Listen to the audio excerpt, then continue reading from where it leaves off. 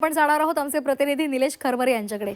निलेश, कायमच अजित पवार यांच्यावर आरोप प्रत्यारोप सुरू असतात, मात्र आता खुद्द अजित पवारांनीच या संदर्भात एक बॉम्ब टाकलेला आहे, गौप्यस्फोट केलेला आहे। राजकीय वर्तुळात त्यामुळे खळबळ माजली आहे।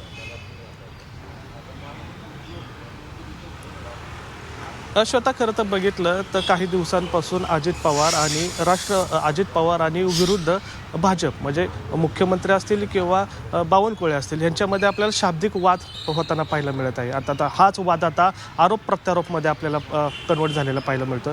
महत्त्वाचं म्हणजे ज्या प्रकारे आता अजित पवारांवरून सुरुवातीला टीका करण्यात आली, त्यानंतर अजित पवारांनी त्याला उत्तरं द्यायला या ठिकाणी सुरुवात केलेली आपल्याला पाहायला मिळतात। आता या प्रकरणामध्ये जर बघितलं तर 95 म्हणजे 1995 ते 1999 मधला जो पुरंदर पुण्या तालुक्यातलं जे पुरंदर गाव आहे त्या ठिकाणी पुरंदर सिंचन योजना जी राबवण्यात आली होती त्यावेळेस म्हणजे युतीचं सरकार होतं 95च्या काळामध्ये। त्यानंतर 99मध्ये ते प्रकरण अजित पवारांकडे आलं आणि त्या दरम्यानमध्ये सिंचन प्रकरणासाठी 310 कोटींची तरतूद करण्यात आली होती। मात्र त्यामध्ये 100 कोटी जे आहेत ते पार्टी फंड देण्यासाठी प्रस्ताव होता किंवा तशी तरतूद करण्यात आली होती आणि 10 कोटी जे आहे ते अधिकाऱ्यांना देण्यात आली होती। असं स्पष्टकरण जी संपूर्ण माहिती आहे ती स्वतः अजित पवारांनी दिलेली आहे, कारण त्यावेळेस ते जलसंपदा मंत्री सुद्धा होते।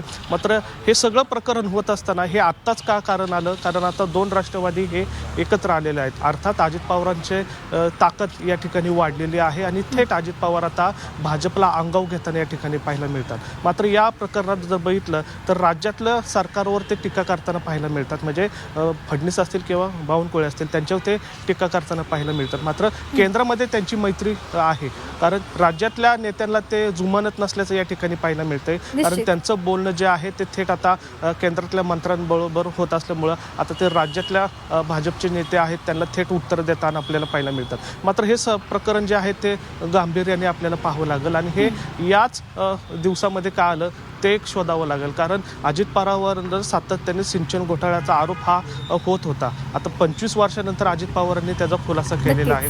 अर्थात त्या पाठीमागे ही राजकारण असू शकतं, त्यामुळे आता या प्रकरणामध्ये अजित पवारांकडे आता आणखीन खुलासा होणं अपेक्षित आहे, कारण ज्या पद्धतीने त्यांच्यावर आरोप झाला होता आता या प्रकरणामध्ये थेट भाजप नेत्यांवर सुद्धा आरोप केला जात आहे, कारण या सिंचन भाजपचे नेते सुद्धा या संदर्भात भाष्य करतात का हेही पाहणं महत्त्वाचं ठरणार आहे। त्यामुळे आगामी काळात या संदर्भात याच मुद्द्यावरून काय घडामोडी घडतात हे पाहणं गरजेचं आहे। धन्यवाद निलेश दिलेल्या सविस्तर माहितीसाठी।